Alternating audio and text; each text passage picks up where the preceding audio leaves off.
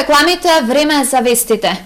Припадниците на АРАМ од 1 јануари 2018 година ќе добијат повисоки плати за 10%, најавија министрите за одбрана и финансии Шекеринска и Тевдовски при денешната посета на Штипската касарна. Припадниците на АРАМ од 1 јануари 2018 година ќе добијат повисоки плати за 10%, најавија министрите за одбрана и финансии Радмила Шекеринска и Драган Тевдовски при денешната посета на касарната Јане Сандански во Штип. Денеска ми е задоволство да кажам дека после долги преговори кои што ги водевме и во рамки на владата и со министерот за финансии, успеавме да обезбедиме не само повеќе средства за одбраната во 2018, туку да обезбедиме и доволно средства за да сите припадници на армискиот состав, сите оние кои што се во служба на армијата од јануари месец 2018 добијат покачување на плата во износ од 10%. Тоа се случува после долго време, после неоправдано долго време и со право припадниците на армијата критикуваа дека во целиот овој период биле занемарени и заборавени. Шекеринска истакна дека како влада и министерство сакат да ја исправат таа неправда и да ги подобрат условите за работа во објектите на АРАМ, а со тоа и дека Македонија е определена за членство во НАТО, кој ќе донесе нови инвестиции, но и опрема за армијата. Министерот за финансии Тевдовски при денешната посета на Штипската касарна забележа дека се увериле во лошите услови за работа на припадниците на АРАМ. Гледаме дека не е многу години ништо инвестирано. Нашата политика на владата е практично тоа да се смени.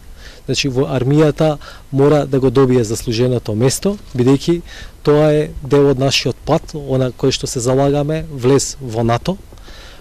И ние го поддржуваме зголемувањето на платите во армијата, бидејќи мислиме дека е тоа важно. Најдиректните чинители, тие кои што ќе се борат за влезот и кои веќе придонесуваат со различните мисии на НАТО. Тевдовски додаде дека влезот во НАТО е важен за економскиот развој на државата, а исто така ќе донесе и повеќе инвестиции. Тој е дециден дека согласно законот веќе се исплаќа минималната плата во земјава.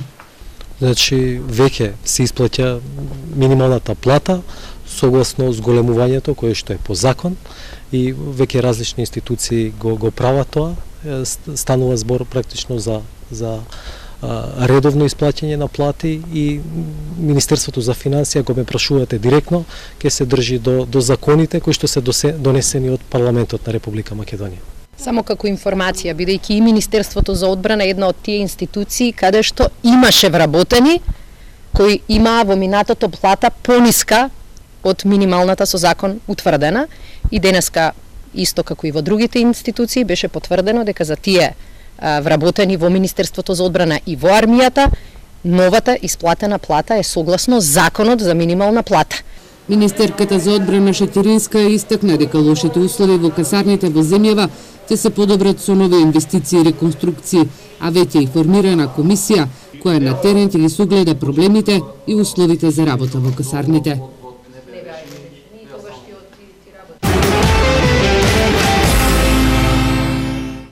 Бочварски во посета на Ново село, а СДСМ со през за проблемите на децата со посебни потреби.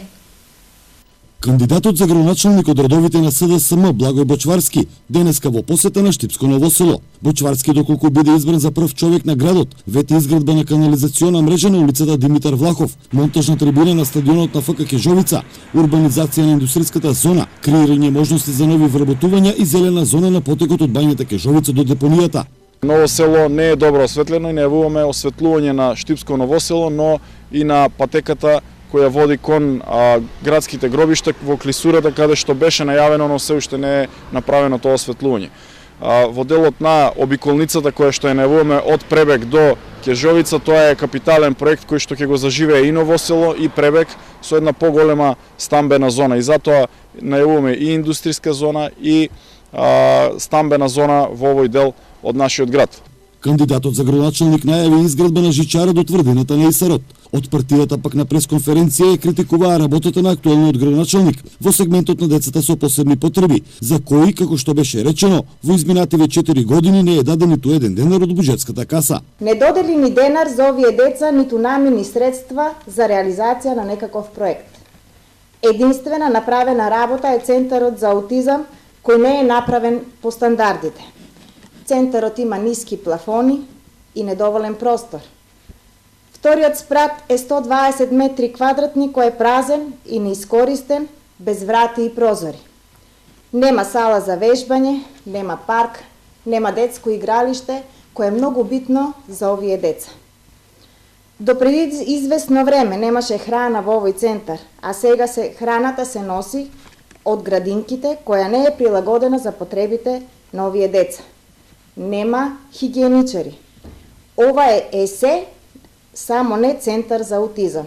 Костова додаде дека донираното возило не се користи за потребите на дневниот центар, а не постои ниту парк за потребите на овие деца.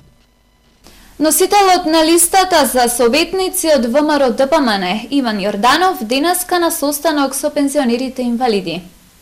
Кандидатите за советници од ВМРО ДПМН денес на средба и разговор со пензионерите инвалиди. Денеска сме овде во Сдруженијето на пензионери и инвалиди да направиме една соработка со нив, една посета, да ги слушнеме нивните предлози, нивните идеи, се со цел во наредниот период како иден совет на општина Штип да работиме во нивниот интерес, во интерес на оваа целна група. Јас се надевам и убеден сум дека во наредниот период ќе имаме доста вакви средби, каде што ќе можеме да излеземе во пресрет на нивните барања. Како Совет на општина Штип во нашата изборна програма се предвидени неколку мерки со кои што ќе се подобри животот на оваа целна група, на овие пензионери. Пред се овде ја планираме изградбата на домот на пензионери. Планираме да вклучиме волонтери кои што ќе бидат во корист на овие лица. Планираме да го продолжиме користењето на бања Кежовица за овие пензионери, за оваа целна група. Мислам дека се ова мерки со кои што ќе успееме да го подобриме животот на овие лица. ВМРО ДПМН и во наредниот период интензивно ќе реализира проектни активности се со цел подобрување на животот и стандардот, посебно на пензионерите. Од Левица денеска на прес најавија формирање на комисија за кршење на работничките права. Носителот на советничката листа на партијата Левица за општина Штип Борислав Крмов на денешната пресконференција најави дека по конституирањето на Советот на општина Штип ќе предложат веднаш да се формира комисија која ќе го разгледува проблемот со кршењето на работничките права. Таа комисија го нема, ја нема директната моќ како трудовите инспекторат, ама таа комисија може со својот авторитет, со гласовите од кои што избрана, затоа што секој советник е уствари народен избраник. Секој советник уствари народен пратеник. Таа комисија може со тој авторитет да тропне на секој погон, на секоја фабрика и да побара да види луѓето во какви услови работат. Ако нашите конкуренти ВМРО и ВМРО ДПМН и СДСМ не спречат изгласување на таква комисија, тогаш секој советник од Левица што ќе биде избран може самостално да иде и со авторитетот на народен пратеник, на советник да побара да се отворат халите и фабриките да видиме како луѓето работат во кои услови. Тој истакна дека комисијата по извршениот увид ќе направи извештај за условите за работа и дали се работи за време на државен празник. На овие локални избори 65 слепи лица од Штип за прв пат ќе може да гласаат без придружба. На секој избирачко место ќе има и гласачки ливчиња на броево писмо. Ливанта Дивчова од Штип на овие избори за прв пат во својот живот ќе гласа сама. Модел со браевото писмо ќе биде поставен на секое избирачко место, со што ќе се овозможи и слепите лица повеќе да не гласаат во придружба. Да, пробав да гласам и гласањето е многу едноставно. Се осеќам многу посамостојно, што ќе можам за прв пат сама да гласам. Можност и слепите лица да гласаат со браево писмо е идеја која се родила откако во 2016 година невладината организација Инклузива спровела истражувања. Податоците од терен покажуваат дека слепите лица не гласаат сами, со што им се ускратува правото и нивната тајност е нарушена. Голем дел од слепите лица во државата немаат познавање од браевото писмо, велат од оваа невладина организација. На локалните избори ќе биде на секој гласачко место по еден од шаблоните. На тој шаблон се што пишува на гласачкото ливче ќе пишува и од предната страна на шаблонот, но ќе има и отвори кај бројките за оние лица кои не го знаат браевото писмо. За еден градоначалник, но и нов советнички состав на браево писмо во Штип треба да гласаат 65 лица, но само 12 од нив го знаат браевото писмо. Еден голем чек напред, кој што веруваме дека ќе се покрај ова, мислам, покрај ова новина ќе се воведат и други новини кои што ќе го олеснат у секој случај животот на слепите лица во сите сфери, мислам, на живењето. Покрај Штип, вакви обуки се имат реализирано во Скопје, Куманово, Битола, Тетово и Струмица. Водата од Штипската филтер станица е безпрекорна чиста, а штипјани пијат здрава вода, тврдат од јавното предпријатие ИСАР. Јас знам, вработените во јавното предпријатие ИСАР знаат. Сите граѓани на град Штип знаат. Знаат и тие дека водата во водоводниот систем на јавното предпријатие ИСАР е безпрекорно чиста и употреблива за пиење. Оваа вода ја конзумираат и најмалите во градинките. Оваа вода ја конзумираат и најстарите. Оваа вода ја конзумираме ние. Со оваа вода на јавното предпријатие ИСАР, поречна Фортуна, израставме сите. Водата е безпрекорно исправна за пиење и да не се употребува за дневно-политички цели. Што се однесува до гробиштата, ние како јавно предпријатие на гробиштата направивме многу. Ги асфалтиравме пристапните патишта. Ги оградивме самите гробишта. Направивме паркинг плацеви на самите гробишта. Ја уредивме капелата. Комплетно отворивме нови гробни места.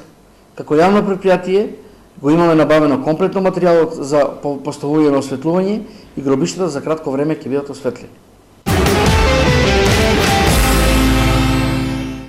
Почнаа напредните обуки за компаниите кои сакаат да вработат лица со хендикеп.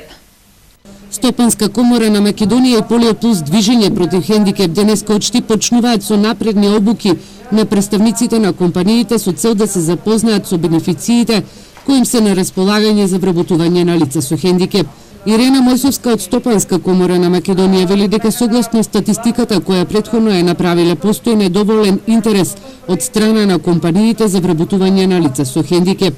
Затоа одиме со цел да се зголеми овој интерес и едноставно да има една поголема корпоративна општествена одговорност и на самите компании со цел да оспособат и прилагодат, да кажеме, места за да можат лицата со хендикеп да почнат да работат. Мојсовска истакна дека проектот офаќа и обуки за лицата со хендикеп, на кои ќе им се овозможат напредни курсеви за англиски јазик, компјутерски и комуникацијски вештини, а веќе 9 лица работат во компаниите во Скопје. Јулијана Климовска-Андонов од Полио Плюс движење против хендикеп забележа дека проектот има за цел најпрвен да ја разбуди желбата и самосвеста на лицата со хендикеп за да излезат од дома и да бараат работа, да се информираат кои се нивните права при вработување.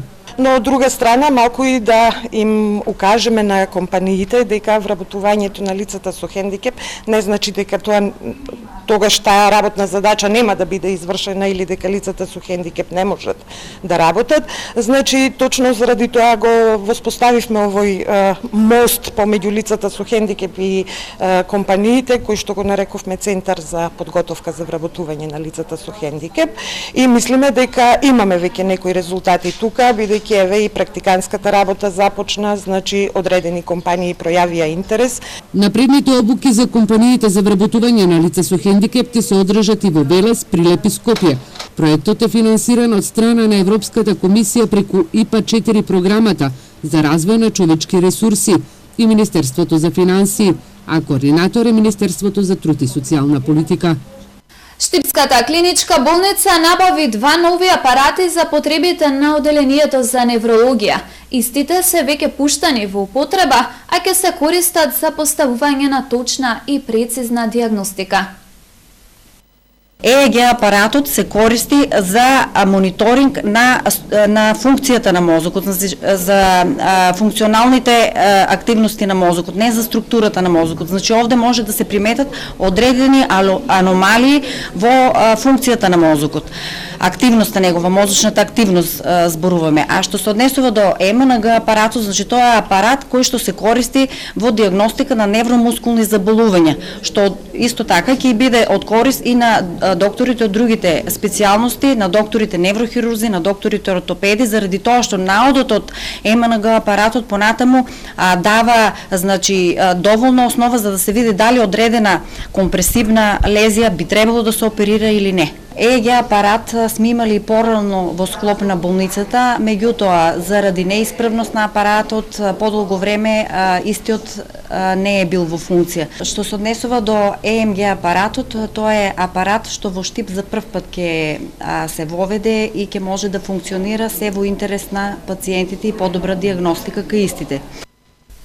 Како дел од транспарентното и отчетно работење, општина Штип продолжува со објавување на информации во врска со објавените конкурси за проекти и тендери кои ги спроведува локалната самоуправа. Во периодот јуни-септември 2017 година реализирани се околу 30 тендерски постапки, чија вредност е околу 57 милиона денари или околу 920.000 евра. Тука влегуваат различни јавни набавки, како што се асфалтирање на улици, превоз, систематски прегледи за вработените, нафта за потребите на општината, различни услуги кои општината ги има од различни оператори и друго. Само за асфалтирање на улици инвестирани се над 12 милиона денари или околу 200.000 евра. Во тек се околу 10 тендерски постапки, од кои вредносно би ги издвоиле асфалтирање на улици во населба Сењак во вредност од 7 милиона денари, повторената постапка за патот Кошево-Шашаварлија вреден 6 милиона денари и изградба на детски паркови и фитнес зони вкупно 10 во секоја населба вреден 3,5 милиони денари. Значи сите овие цени се со вклучен ДДВ, но треба да се каже дека овие цени најверојатно ќе се намалат при електронската аукција.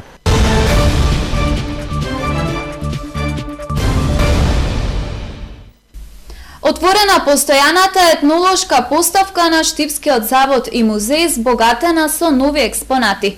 Збирката содржи околу 350 предмети од текстил, метал, керамика и носии. Околу 350 експонати кои потекнуваат од втората половина на 19-тиот и средината на 20-тиот век се поместени во збогатената етнолошка поставка на Штипскиот завод и музеј. Станува збор за збирка предмети од текстил, керамика, накид направен рачно од монистра, но изработени од метал од старите штипски којунџи, во репрезентативниот етнолошки материјал застапени се и народните носии.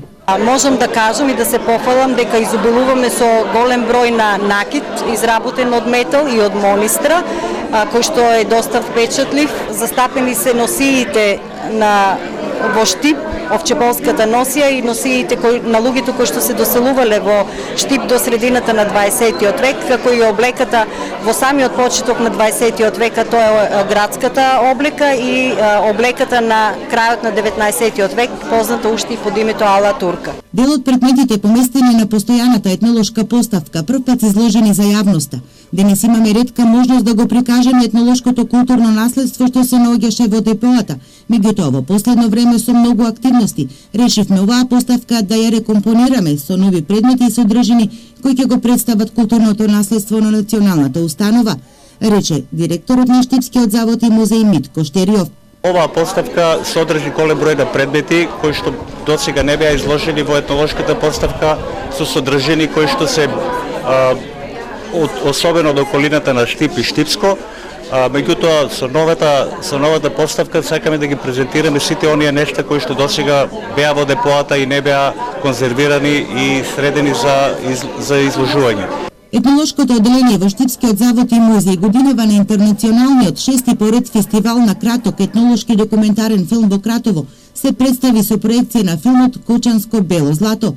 Филмот го направивме во копродуција со телевизија Ирис, се работеше 2 години на него и според реакциите на присутните колеги и од останатите држави во Европа, па и пошироко, најде на многу добар одзив. Етнолошката поставка во Штипскиот музеј се отвори пред 6 години. Денес изложените експонати се собирани повеќе од 5 децени со самото отварање на Народниот музеј во Штип.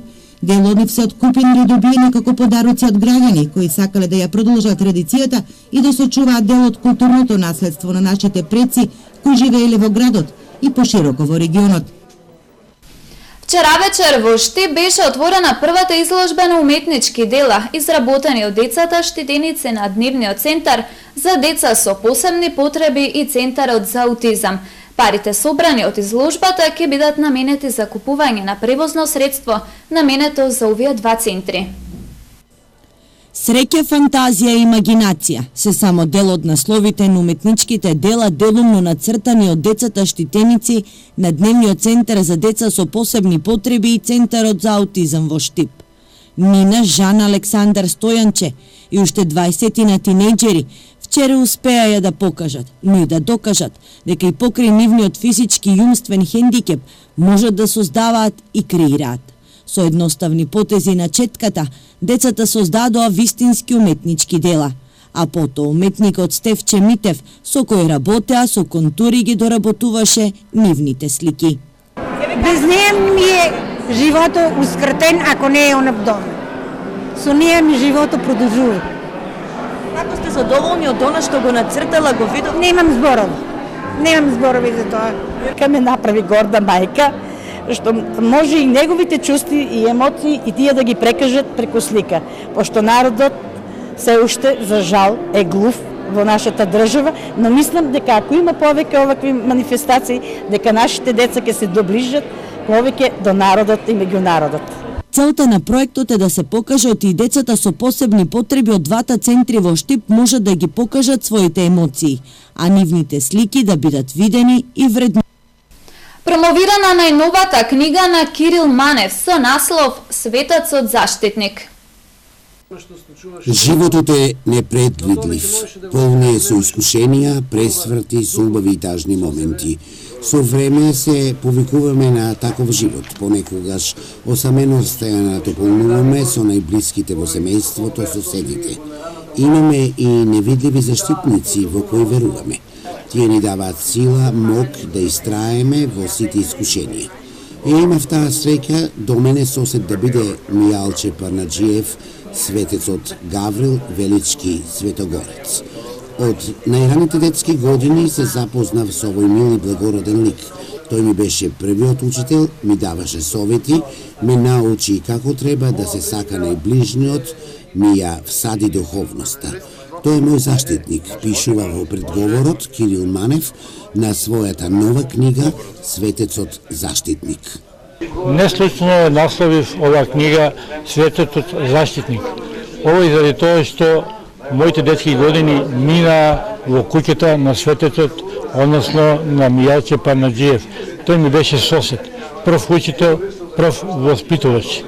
Со Мијалче се дружев во детските години се до 13-та година. Заедно бевме секој ден. Исто така и во изработката на скулптурите што Мијалче ги твореше и книгите што ги пишуваше. Мислам дека Мијалче ми ја всади и духовноста. И токму заради тоа, а и заради што го почитуваше и спортот, бидејќи во книгата ќе забележите Мирко Наџаков кажува дека токму со Мијалче многу пати разговарал како ученик за спортот во Штип. Рецензент на книгата Светецот заштитник од Кирил Манев е Миодраг Мицковик, доаен на спортското новинарство. Но останав рамнодушен кога ја прочитав оваа автобиографска книга на Кирил Манев. Сватив од каде ја црпи таа енергија, сила, нагласува Мицковик. Морам да кажам дека за прв пат имам читане на вака практична автобиографија на еден мој колега новинар. Тој поише не автобиографија, мислам дека ова е една богата историја на еден град. Дури ја кој сум речиси 50 години новинар, многу работи ми беа непознати и морав да ја пополнам мојата енциклопедија за тие податоци. Како хроничар во книгата Светецот заштитник Кирил Манев нуди многу интересни случувања, трагични и среќни моменти. Од оваа книга можат да се извлечат многу поуки и заклучоци.